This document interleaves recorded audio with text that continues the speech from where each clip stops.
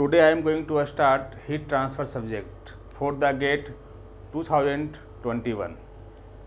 So first of all heat transfer का syllabus है modes of heat transfer, one dimensional heat conduction, resistance concept and electrical analogy, heat transfer through fins. तो ये पूरा syllabus में आपको देखना है कि हमें गेट के लिए क्या पढ़ना है। और फर्स्ट ऑफ ऑल आपको ये समझना है कि इसमें जो आपका वेटेज होगा, गेट के लिए वो 5 to 10 मार्क्स का होगा। 5 to 10 मार्क्स, इसको आपको ध्यान रखना है। 5 to 10 मार्क्स का होगा, है ना। तो इसको आप ध्यान रखिएगा कि आपका जो कितने मार्क्स का आपका इसका वेटेज है हीट ट्रांसफ़र का। जैसे आप पढ़े थे पहले, सिर्फ आपने पढ़ा था बीटेक में हीट एंड मास ट्रांसफ़र, उसी टाइप से आप यहाँ से पढ़ेंगे हीट ट्रांसफ़र। तो हीट ट्रांसफ़र के बारे में हम जो स्टडी करेंगे उसके लिए सिलेबस ये है। दूसरी बात आपको ये ध्यान देना है कि इसमें जो आपका इस बार का जो गेट 2021 है उसमें क्या किया है, कुछ चीज़ें ऐड किया है। एक तो फर्स्ट वन आपको ध्यान देना है कि जो थर्ड ईयर स्टूडेंट्स हैं उसको भी अलाउ किया गया है। और सेकेंड वन, इस बार जो क्वेश्चन है वो आपका अभी तक MCQ मल्टीपल चॉइस क्वेश्चंस थे, इस बार जो कुछ आपको मल्टीपल सिलेक्ट क्वेश्चंस भी आ सकते हैं। MSQ इसका मतलब क्या हुआ, मल्टीपल सिलेक्ट क्वेश्चंस। तो आपको इसको ध्यान देना है कि इसमें ऐसा हो सकता है कि जो क्वेश्चन आपका गिवन है उसके 4 चॉइस थे A, B, C, D, लेकिन इसमें ऐसा हो सकता है कि मोर देन 1 चॉइस क्या हो आपका करेक्ट हो। पहले क्या था कि A, B, C, D इसमें से कोई एक आपका करेक्ट था, बट इस बार से मल्टीपल सेलेक्ट क्वेश्चंस को भी इंक्लूड किया है। इसका मतलब ये होता है कि ऐसा हो सकता है कि आपका क्वेश्चन क्या हो, A भी करेक्ट हो, B भी करेक्ट हो, है ना। तो मल्टीपल यहाँ पे जो मल्टीपल सेलेक्ट क्वेश्चन है तो उसमें जो चॉइस बनेगा 1 होगा A एंड B बोल सकता है। Second one A, B, C, A, B and C, है ना। थर्ड वन बोल सकता है B एंड D, और फोर्थ वन बोल सकता है आपका ऑल ऑफ द अबव, है ना। तो आपको ध्यान देना है कि इस बार जो क्वेश्चन है मल्टीपल सेलेक्ट भी इंक्लूड किया गया है। तो may be ask multiple select questions, उसमें आपका मल्टीपल चॉइस सही होगा, मतलब A भी सही है B भी सही है, ऐसा भी हो सकता है ना। तो इस टाइप से आपका क्वेश्चन पूछ सकता है। तो इसको इंक्लूड किया गया है इस बार IIT मुंबई के थ्रू, है ना। इसको ध्यान देना है आपको थोड़ा, ये न्यू चीज़ को थोड़ा इंट्रोड्यूस किया है ना। May be some question ask MSQ multiple select questions. चलते देखते हैं हम सिलेबस के बारे में हीट ट्रांसफ़र। तो हीट ट्रांसफ़र एक्चुअली क्या होता है, हीट ट्रांसफ़र का मतलब होता है कि जो आपका जो energy in transit due to the temperature difference, जो आपका एनर्जी का ट्रांसफ़र होगा अगर टेम्परेचर डिफरेंस की वजह से होता है, ठीक है ना, तो उसको हम क्या बोलते हैं, हीट ट्रांसफ़र। तो जैसे आपने पढ़ा था 5th सेमेस्टर में, आप बीटेक में या जो बच्चे भी पढ़ रहे हैं तो उन्हें मालूम होगा कि हीट एंड मास ट्रांसफ़र पढ़े थे, बट यहाँ गेट के सिलेबस में मास ट्रांसफ़र नहीं पढ़ना है, आपको सिर्फ हीट ट्रांसफ़र के बारे में स्टडी करना है। So very good. तो हम बोल सकते हैं हीट ट्रांसफ़र क्या होता है कि हीट ट्रांसफ़र आपका जो सब्जेक्ट है इसको आप डिफाइन कर सकते हैं, है ना। Heat transfer is define as the energy in transit due to the temperature difference. Very good. Now आप सिलेबस देखिए, पहला जो आपको पढ़ना है मोड्स ऑफ हीट ट्रांसफ़र, ठीक है ना। तो आपको मोड्स ऑफ हीट ट्रांसफ़र पढ़ना है। मोड्स ऑफ हीट ट्रांसफ़र देखिए इसमें क्या है, ये आपका मोड्स ऑफ हीट ट्रांसफ़र है, ठीक है ना। तो मोड्स ऑफ हीट ट्रांसफ़र में हम बेसिकली पढ़ते हैं conduction, convection and radiation.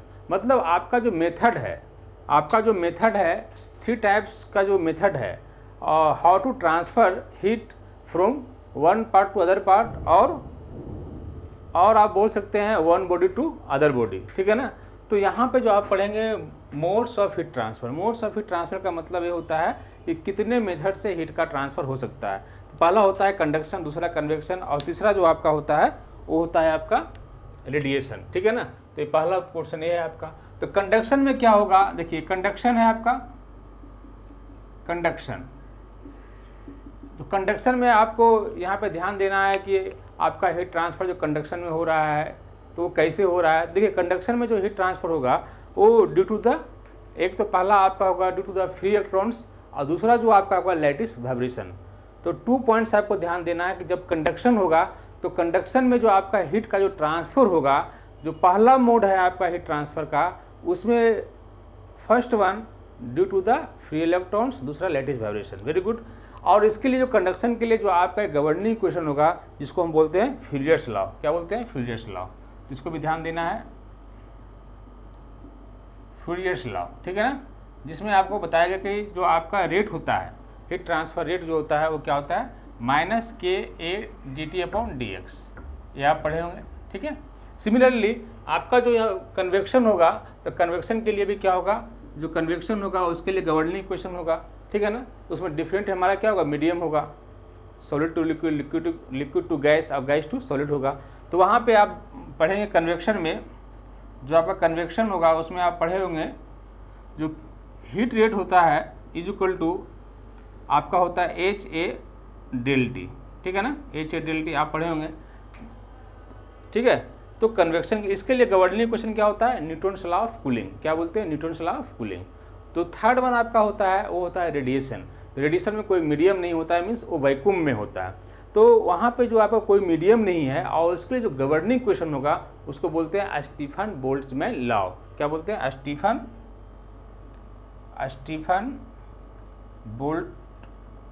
Boltzmann law, ठीक है ना। तो इसके लिए गवर्निंग इक्वेशन आपका निकलता है EB directly proportional to temperature to the power 4। ये होता है Stefan Boltzmann law for the radiation. तो देखा आपने जो कंडक्शन, तो आपको मोड्स ऑफ हीट ट्रांसफर में यही पढ़ना है कि कंडक्शन क्या होता है, कन्वेक्शन क्या होता है और रेडिएशन, तीनों में डिफरेंस क्या है, उसके लिए गवर्निंग इक्वेशन क्या है, ये आपको स्टडी करना है। वेरी गुड, ये आपको समझ में आया होगा। दूसरा इसमें दिया है 1 डायमेंशनल हीट कंडक्शन। तो 1 डायमेंशनल हीट कंडक्शन क्या होगा, ठीक है ना, ये आपको पढ़ना है। तो 1 डायमेंशनल हीट कंडक्शन क्या होगा, तो आपको पता है, आप पढ़े होंगे बीटेक में कि आप जो 3 डायमेंशनल जो जनरल हीट कंडक्शन इक्वेशन होता है वो क्या होता है, ΔX KX ΔT/ΔX plus ΔY KY ΔT/ΔX plus ΔZ KZ y होगा ΔZ, ठीक है ना, plus heat generation QG is equal to ρC/ΔT/ΔT, ठीक है ना। ये आपको ध्यान, तो ये क्या होता है, जो जनरल कंडक्शन इक्वेशन है यही होता है। अगर आपको बोल रहा है for the 1 dimensional heat conduction आपको पढ़ना है, ठीक है ना, तो अगर 1 डायमेंशनल हीट कंडक्शन पढ़ना है इसका मतलब क्या हुआ कि अलोंग द एक्स एक्सिस हम कंसीडर कर रहे हैं, वाई जेड को छोड़ देंगे, ठीक है ना। सिर्फ एक जो है यूनि डायरेक्शन की हम बात करेंगे। तो अगर हम 1 डायमेंशनल बात करेंगे तो हो सकता है कि हम सिर्फ इसको दोनों टर्म को 0 कर दें, ठीक है ना, और आपको सिर्फ एक टर्म बच जाएगा प्लस QG।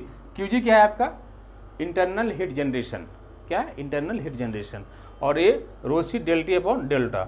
अगर मान लीजिए कि आप इसमें जो भी कंडीशन लगाता है, अगर स्टेडी स्टेट बोलेगा तो ΔT/ΔT क्या होगा, 0 हो जाएगा। अगर बोल देगा नो इंटरनल हीट जनरेशन, मतलब Q.G क्या होगा, आपका 0 हो जाएगा। तो जो जनरल जो इक्वेशन है आपका, है ना, जो जनरल 3 डायमेंशनल हीट इक्वेशन है उसमें जो भी कंडीशंस लगाएंगे, अगर स्टेडी स्टेट लगाता है 1 डायमेंशनल बोलता है, ठीक है ना, नो हीट जनरेशन बोलता है, तो आपको सब टर्म को समझना है और जो कंडीशंस लगाते हैं उसके करस्पॉन्डिंग हम इक्वेशन फाइंड आउट कर लेंगे। जैसे यहाँ बोल रहा है कि 1 डायमेंशनल हीट कंडक्शन, तो 1 डायमेंशनल में दोनों टर्म 0 कर देंगे, क्या हो जाएगा, ΔX, है ना, KX ΔT/ΔX plus QG is equal to ρC/ΔT/ΔT, ठीक है ना। इस टाइप से आप निकाल सकते हैं। अगर बोल देगा कि आपका स्टेडी स्टेट है 1 डायमेंशनल स्टेट, तो ये वाला टर्म क्या होगा, स्टेडी स्टेट में एक टर्म क्या होगा, 0 हो जाएगा, कि ΔT विथ रिस्पेक्ट टू जो टाइम होगा, है ना, वो आपका क्या होगा, 0 होगा इन the case of the steady state. Similarly अगर बोल देगा हीट जनरेशन 0 है, ठीक है ना, तो आपका Q.G ये वाला टर्म 0 हो जाएगा। तो सो आपको ध्यान देना है कि जो 3 डायमेंशनल जो जनरल हीट इक्वेशन है उसमें कौन सा कंडीशन लगा रहा है, ठीक है ना। 1 डायमेंशनल है नो हीट जनरेशन है, स्टडी स्टेट है, उससे करस्पॉन्डिंग हम यहाँ पे निकाल लेंगे equation. Very good. Now resistance concept बोल रहा है, तो रेजिस्टेंस थर्ड वन जो आपका बोल रहा है रेजिस्टेंस कॉन्सेप्ट, ये क्या होता है? अच्छा, रेजिस्टेंस कॉन्सेप्ट का मतलब क्या है? देखिए, तो थर्ड वन आपका resistance concept and electrical analogy. क्या है? Resistance concept and electrical analogy. इसमें क्या करना है आपको कि जैसे आपका करंट फ्लो करता है किसी कंडक्टर के थ्रू, ठीक है ना, कोई कंडक्टर है, इससे आपका करंट फ्लो कर रहा है, ठीक है, ये आई करंट फ्लो कर रहा है, ठीक है ना, और इसका रेजिस्टेंस क्या है? आर है। इस पॉइंट पे पोटेंशियल क्या है? वी ए है, और इस पॉइंट पे पोटेंशियल वी बी है, ठीक है ना। तो आपको पता है जो करंट का फ्लो होता है किसी कंडक्टर के थ्रू, ठीक है ना, वो होता है due to the potential difference. Similarly यहाँ एनालॉजी जो बता रहा है, इसका मतलब क्या होता है? इसका मतलब ये होता है कि हम दोनों को कंपेयर करेंगे। अगर हमारे पास कोई कंडक्टर है, ठीक है ना, दूसरा देखिए, अगर हम कंपेयर करें तो ओम्स लॉ से आपको पता है आई इक्वल टू क्या होगा? यहाँ पे वी अपॉन आर होता है ना। वी यहाँ पे क्या है? Potential difference V A minus V B upon R हो जाएगा, ठीक है ना, ये आपको पता है। सिमिलरली अगर इसी के कॉरस्पॉन्डिंग अगर हम दूसरा कोई एनालॉज देखिए, एनालॉज का मतलब ही होता है कि एनालॉगस जो होगा उसमें आप कंपेयर करते हैं। अगर टेम्परेचर यहाँ T1 है, यहाँ टेम्परेचर T2 है, T1 ग्रेटर देन T2, ठीक है ना, ये आपको ध्यान देना है। और यहाँ पे आपका रेजिस्टेंस RTH बोल रहे हैं, थर्मल रेजिस्टेंस। क्या बोल रहे हैं? Thermal resistance. तो आप जो कंपेयर करेंगे इसमें, ठीक है ना, जैसे यहाँ से I equal to V R को बोल रहे हैं वी ए बी बी, तो जो यहाँ पे आपका हीट फ्लो हो रहा है, क्या हो रहा है? हीट Q आपका यहाँ पे क्या है? हीट फ्लो हो रहा है, ठीक है ना, ये Q हीट फ्लो कर हो रहा है। तो I का करस्पॉन्डिंग जो होगा आपका Q होगा, ठीक है ना, इसको ध्यान देना है। I का जैसे आपका इस दोनों में हम कंपेयर करेंगे, एनालॉजी का मतलब यही होता है कि हम कंपेयर कर रहे हैं, ठीक है ना। जो इलेक्ट्रिकल का जो है आपका यहाँ पोटेंशियल और रेजिस्टेंस है, सिमिलरली यहाँ पे क्या है? I के लिए क्या यूज कर रहे हैं? Q का यूज करेंगे, ठीक है। और जो potential difference V A V B है, ठीक है ना, तो आप वी ए वी बी के लिए जो यूज कर रहे हैं इसको क्या बोल रहे हैं आप? T1 माइनस T2 बोल रहे हैं, ठीक है ना, या डेल्टी बोलिए इसको, ठीक है। सिमिलरली जो R होगा कंडक्टर के लिए, तो थर्मल के लिए क्या होगा? थर्मल रेजिस्टेंस होगा RTH, ऐसा आप बोल सकते हैं, ठीक है। अब आपको पता है कि ओम्स लॉ से I equal to V upon R, ठीक है ना। तो सिमिलरली आपको पता है फ्यूरियर्स लॉ से क्या होता है? Q डॉट इक्वल टू, और Q डॉट भी लिख सकते हैं, Q भी लिखते हैं, इसका मतलब हीट ट्रांसफर रेट होता है, ठीक है ना। तो इसको आप लिखिएगा तो आपका हो जाएगा T1 minus T2 upon L upon K, है ना। अब पता है कि क्या होता है हीट ट्रांसफर जो फ्यूरियर्स लॉ में होता है, Q इक्वल टू माइनस के A D T upon D x, ये लिख करते हैं ना। आप इसको लिख सकते हैं D T D x upon के, ऐसा लिख सकते हैं आप इसको। तो ई जो डी एक्स के है, डी एक्स को एक एलिमेंट के लिए हमने डी एक्स लिया, अगर पूरा लेंथ लेंगे स्लैब का क्या होगा? कैपिटल एल होगा, तो एल अपॉन के। तो यहाँ पे जो आर का वैल्यू है, देखिए यहाँ कंपेयर कीजिए V A minus B B, तो ऊपर क्या है? T1 माइनस T2, जिसको हमने यहाँ पे लिखे हैं, और जो नीचे है आपका आर है, रेजिस्टेंस है यहाँ पे, तो यहाँ रेजिस्टेंस क्या है? एल अपॉन के होगा।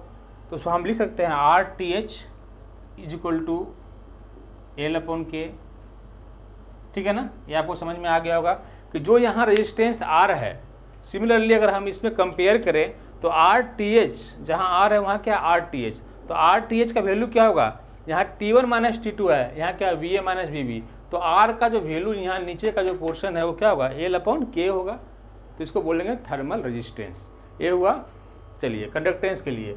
तो अगर आपका कंडक्शन में आपने देखा, अगर मान लीजिए आपका कन्वेक्शन हो रहा है, तो कन्वेक्शन में क्या होगा? कन्वेक्शन में आपका सेम होगा। कन्वेक्शन में आप क्या करेंगे? जैसे कन्वेक्शन में आपका होता है Q equal to H A del T, इसको लिख सकते हैं del T upon H A, है ना। तब इसको कंपेयर करेंगे आप, तो आपको क्या होगा? आर का वैल्यू होगा, RTH का वैल्यू होगा 1 अपॉन एच ए, ठीक है ना। तो यहाँ से आपको मिल जाएगा 1 अपॉन एच ए, जो आपका थर्मल रेजिस्टेंस फॉर द क्या है? कन्वेक्शन, ठीक है ना। तो कंडक्शन के लिए देख लिया, कन्वेक्शन के लिए आपने देख लिया कि जो हम कंपेयर कर रहे हैं आपका रेजिस्टेंस यहाँ पे तो उसी टाइप से जो कंसेप्ट होगा, आप मान लीजिए कि रेजिस्टेंस के यहाँ बात कर रहा है, रेजिस्टेंस कॉन्सेप्ट का, तो सीरियल में हो सकता है, पैरेलल भी हो सकता है ना। तो आपको यहाँ बताएंगे कंपोजिट वाल होगा, कंपोजिट सिलेंडर होगा, कंपोजिट स्फीयर्स होगा, ठीक है ना। तो उसके लिए हम सीरीज और पैरेलल में कैसे फाइंड आउट करेंगे रेजिस्टेंस को। So very important this one. Next है आपका हीट ट्रांसफर थ्रू फिन्स। तो आपका जो एक्सटेंडेड सरफेस होगा जिसको बोलते हैं फिन्स, है ना, तो उसके बारे में हम यहाँ पे निकालेंगे, फिन्स का स्टडी करेंगे, एज वेल एज इसमें हम देखेंगे इफेक्टिवनेस उसका क्या होता है, ठीक है ना। तो ये हो गया आपका एक्सटेंडेड सरफेस के लिए। अनस्टडी हीट कंडक्शन, तो अनस्टडी हीट कंडक्शन होगा जो आपका 3 डायमेंशनल, मैंने अभी क्वेश्चन लिखा था, ठीक है ना, वो अनस्टडी के लिए ही था। 1 डायमेंशनल बोलेगा, है ना, अनस्टडी हीट कंडक्शन। अगर बोल रहा है कि आपको जैसे मान ले 1 डायमेंशनल बोल रहा है, ठीक है ना, या फिर आपका यूनिट डायरेक्शन बोलेगा, तो जो कंडीशंस है मैंने बताया कि जो जनरल हीट कंडक्शन इक्वेशन है उसमें जो कंडीशन बोल रहा है उसको प्रॉपर आप फॉलो कीजिए, आपको जो इक्वेशन मिलेगा वही इक्वेशन आपका फाइनल इक्वेशन होगा, ठीक है ना। सिमिलरली आपका है लम्प्ड पैरामीटर सिस्टम। तो लम्प्ड पैरामीटर सिस्टम में इसमें हम क्या स्टडी करेंगे, जो लम्प्ड पैरामीटर का मतलब ये होता है कि जो किसी बॉडी का जो सरफेस का टेम्परेचर होगा वही कोर टेम्परेचर होगा, दोनों का टेम्परेचर क्या होगा, surface temperature is equal to core temperature. इसके लिए भी हम स्टडी करेंगे, ठीक है ना। जो स्मॉल बॉडी है उसका हाई थर्मल कनेक्टिविटी होता है और जो उसका टेम्परेचर होता है कोर का और सरफेस का वो इक्वल होता है। तो इसके बारे में हम स्टडी करेंगे, लम्प्ड पैरामीटर ही होगा, इसके लिए इक्वेशन भी फाइंड आउट करेंगे। सिमिलरली जो नेक्स्ट वन है आपका है हेसलर चार्ट। तो हेसलर चार्ट में हम स्टडी करते हैं, एक चार्ट के थ्रू हम स्टडी करेंगे temperature distribution as well at the heat transfer distribution, ठीक है ना, हीट का डिस्ट्रीब्यूशन। सिमिलरली नेक्स्ट है thermal boundary. Thermal boundary layer में हम स्टडी करते हैं कि आपका जो बाउंड्री का डेवलपमेंट होगा due to the temperature gradient, ठीक है ना, टेम्परेचर ग्रेडियंट। जैसे आपने पढ़ा होगा हाइड्रोडायनेमिक बाउंड्री लेयर, ठीक है ना। तो हाइड्रोडायनेमिक बाउंड्री लेयर क्या था, वहाँ जो आपका बाउंड्री का डेवलपमेंट हो रहा था, फ्लूइड मैकेनिक्स में पढ़े होंगे, वहाँ जो आपका जो बाउंड्री का जो डेवलपमेंट हो रहा था due to the velocity gradient, due to the velocity, यहाँ पे हो रहा है due to the temperature difference. जो यहाँ पे आपका बाउंड्री का जो डेवलपमेंट होगा उसको क्या बोलेंगे, thermal boundary layer. Similarly next में dimensionless parameters in free and force convection heat transfer. देखिए, तो ये जो डायमेंशन लेस पैरामीटर्स है फ्री एंड फोर्स कन्वेक्शन के लिए, ठीक है, तो कन्वेक्शन क्या होता है वो तो आपको मैंने बता चुका हूँ। तो इसमें जो dimensional parameters in free and force convection जो होगा, इस पर आपको ध्यान देना है कि जो आपको जो फ्री कन्वेक्शन के लिए जो हम यूज़ करते हैं वो जो नसेल्ट नंबर होता है वो फंक्शन होता है किसका, नसेल्ट नंबर जो फंक्शन होगा वो होता है आपका function of Grashof number and the Prandtl number, ठीक है ना, प्रांटल नंबर, ये ध्यान देना है। तो ग्रेशॉफ नंबर क्या होता है, नसेल्ट नंबर क्या होता है, प्रांटल नंबर क्या होता है, इसके बारे में हम स्टडी करेंगे। अगर हम फोर्स की बात करें, है ना, फोर्स कन्वेक्शन की बात करें, तो इसमें जो डायमेंशन लेस जो नंबर आएगा वो आपका एक आएगा रेनॉल्ड्स नंबर और दूसरा प्रांटल नंबर, ठीक है ना। तो आपको ध्यान देना है कि अगर आपका फ्री कन्वेक्शन है तो वो जो आपका फ्री कन्वेक्शन के लिए जो नसेल्ट नंबर होगा is the function of the Grashof number as well as the Prandtl number. But in the case of the force convection the Nusselt number is the function of the Reynolds number and the Prandtl number. Very good. तो वो जो 5 parameter है यहाँ पे, 5 जो dimension less number है उसके बारे में हम स्टडी करेंगे, ठीक है। चलिए, heat transfer correlations for flow over flat plates and through pipes effects of turbulence. देखिए, टर्बुलेंस जो यहाँ पे हम पढ़ेंगे, जैसे आप लेमिनार फ्लो पढ़ते हैं और टर्बुलेंट जो फ्लो होता है ना। लेमिनार फ्लो का मतलब ये होता है कि अगर जो फ्लो अगर आपका यूनिफॉर्म हो रहा है फ्लो, है ना, यूनिफॉर्म फ्लो हो रहा है मतलब 1 layer to the adjacent layer. अगर आपका फ्लूइड का फ्लो हो रहा है 1 layer to the adjacent layer अगर हो रहा है ना, यूनिफॉर्म फ्लो होगा आपका, तो उसको क्या बोलते हैं हम, यूनिफॉर्म फ्लो जो होगा उसको हम बोलेंगे लेमिनार फ्लो। अगर वो आपका क्या रैंडम हो उसको क्या बोलते हैं, टर्बुलेंस। तो क्या होगा, टर्बुलेंट फ्लो होगा। तो सिमिलरली उसके लिए हम इक्वेशन निकालेंगे फॉर द पाइप, ठीक है ना। हीट एक्सचेंजर परफॉर्मेंस, तो हीट एक्सचेंजर परफॉर्मेंस क्या होगा कि मतलब आपका इसमें हीट एक्सचेंजर का मतलब देखिए, इसके वर्ड से क्लियर है कि यहाँ पे हीट का एक्सचेंज हो रहा है from hot fluid to the cold fluid. वो डायरेक्ट भी हो सकता है, इनडायरेक्ट भी हो सकता है, ठीक है ना। तो इसके बारे में हम स्टडी करेंगे कि इन सच हीट एक्सचेंजर जो आपका एक इक्विपमेंट है इन सच ए वे दैट कि मैक्सिमम हीट ट्रांसफर हो विथ मिनिमम कॉस्ट, ठीक है ना। और वो जो हीट का ट्रांसफर होगा hot fluid to the cold fluid होगा, और उसमें ध्यान देना कि वो डायरेक्ट मिक्सिंग हो सकता है और इनडायरेक्ट भी आपका हो सकता है हीट एक्सचेंज, ठीक है ना। हीट एक्सचेंज आपका डायरेक्ट भी हो सकता है, इनडायरेक्ट भी हो सकता है। यहाँ पे जो नेक्स्ट है LMTD, तो LMTD का मतलब होता है लॉगरिथमिक मीन टेम्परेचर डिफरेंस, ठीक है ना, लॉगरिथमिक मीन टेम्परेचर डिफरेंस, इसके बारे में हम पढ़ेंगे। तो LMTD इक्वल टू जो होता है आपका, ठीक है ना, वो होता है θ1 minus θ2 upon log θ1 divide by log θ2, ठीक है ना। क्योंकि आपको पता है हीट ट्रांसफ़र जो होगा UA θm होता है। जो हीट एक्सचेंजर में हम पढ़ेंगे ओवरऑल जो हीट ट्रांसफ़र होगा Q equal to UA θm। U क्या है? ओवरऑल हीट ट्रांसफ़र कोफिशिएंट, ये आपका एरिया है, इफेक्टिव एरिया, और θm आपका क्या है, जिसको आप बोले LMTD, logarithmic mean temperature difference, ठीक है ना। तो वहाँ से आप निकाल लेंगे, आपको मिल जाएगा कितना हीट ट्रांसफ़र हो रहा है, कितना आपका हीट एक्सचेंज हो रहा है, ठीक है ना। NTU number of transfer units के बारे में पढ़ेंगे।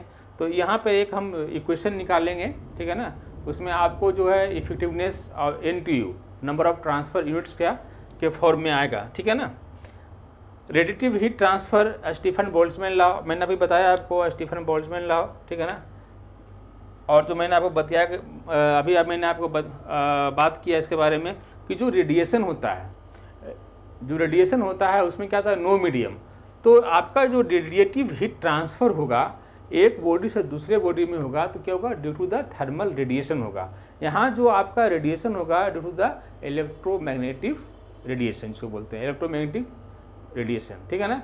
और ये जो प्रोपगेट करेगा, जो हीट का ट्रांसफ़र करेगा in form of the photon मतलब एक पैकेट ऑफ एनर्जी के फॉर्म में करेगा, ठीक है ना। तो ये आपको, और इसके लिए स्टीफन बोल्ट्जमैन लॉ को मैंने भी बताया आपको कि इसमें जो स्टीफन बोल्ट्जमैन लॉ क्या होता है कि आप जो आपका जो इमिसिव पावर होगा ब्लैक बॉडी का, वो डायरेक्टली प्रोपोर्शनल होता है किसका, एब्सोल्यूट टेम्परेचर का पावर 4, ठीक है ना। ये आपको ध्यान रखना है, ठीक है ना, जिसको बोलते हैं स्टीफन बोल्ट्जमैन लॉ। यहाँ पे एक कांस्टेंट आएगा, ठीक है ना, इसको सिग्मा बोल रहे हैं, सिग्मा T4, इसे क्या बोलते हैं, स्टीफन बोल्ट्जमैन कांस्टेंट। इसका वैल्यू होता है 5.67 -8, ठीक है ना। तो ये आपको ध्यान रखना है। वेन्स डिस्प्लेसमेंट का मतलब क्या हुआ, यहाँ पे एक लॉ है वेन्स डिस्प्लेसमेंट लॉ, जिसमें आप पढ़े होंगे, जो मैक्सिमम जो वेवलेंथ होगा इनटू टेम्परेचर इक्वल टू क्या होता है, कांस्टेंट, ठीक है ना। तो maximum wavelength del M into T equal to constant, ये क्या है आपका वेन्स डिस्प्लेसमेंट लॉ से हम पढ़ते हैं। ब्लैक एंड ग्रे सरफेसेज है, ब्लैक बॉडी, यहाँ पे आपको पता होगा कि ब्लैक बॉडी क्या है, एक हाइपोथेटिकल बॉडी है, ठीक है ना। तो उसमें हम कुछ पैरामीटर्स पढ़ते हैं, जो जितना आपका सरफेस पे जो भी जितना रेडिएशन होगा, है ना, जो भी एनर्जी उस पर होगा, जो भी उस पर फॉल करेगा, इंसिडेंट होगा, सबको क्या करेगा, वो ऑब्जर्व कर लेगा, ठीक है ना। और सो हम कहते हैं कि जो ब्लैक बॉडी है वो एक good observer as well as good emitter at the given temperature. तो एट गिवन टेम्परेचर पे आपका का एक गुड ऑब्जर्वर भी है और एक गुड एमिटर भी है, ठीक है ना। तो उसके बारे में स्टडी करेंगे। और जो नेक्स्ट है आपका V factor is very important, V factor के बारे में हम स्टडी करेंगे। तो वी फैक्टर को ही हम बोलते हैं सेफ फैक्टर, ठीक है ना। आपका एक सरफेस से दूसरे सरफेस में जो रेडिएशन होगा एनर्जी, ठीक है ना, तो इसके बारे में हम स्टडी करेंगे सेफ फैक्टर के थ्रू, ठीक है ना। तो सेफ फैक्टर से ये question I think every year पूछता है ना। तो आपको सेफ फैक्टर कैसे फाइंड आउट करेंगे, और इसमें हम ध्यान देंगे जो न्यूमेरिकल क्वेश्चन है उसको हम यहाँ पे सोल्व करेंगे। रेडिएशन नेटवर्क एनालिसिस, ठीक है ना। तो यहाँ पे हम जो भी है रेडिएशन नेटवर्क एनालिसिस के बारे में हम स्टडी करेंगे। सो आपका सिलेबस यही है, जिसका मैंने बताया आपको एक ओवरव्यू होल सिलेबस के बारे में मैं बताया कि आपको एक्चुअली पढ़ना क्या है। जो आप बीटेक में पढ़ चुके हैं heat and mass transfer subject के रूप में, तो वहाँ पे सिर्फ आपको पढ़ना है हीट ट्रांसफ़र। तो हीट ट्रांसफ़र में क्या पढ़ना है, आपका यही सिलेबस है। और जो आपका हीट ट्रांसफ़र सब्जेक्ट है ना, वो आपका जो उसका वेटेज है गेट में वो 5 to 10 मार्क्स है। सो आपको ध्यान रखना है। सो आप जो नेक्स्ट क्लास शुरू करेंगे उसमें आपको बताएंगे मोड्स ऑफ हीट ट्रांसफ़र, यहाँ से शुरू करेंगे फर्स्ट टॉपिक से। सो आपको ओवरव्यू जो हीट ट्रांसफ़र का सिलेबस है वो आपको समझ में आ गया होगा। Thank you.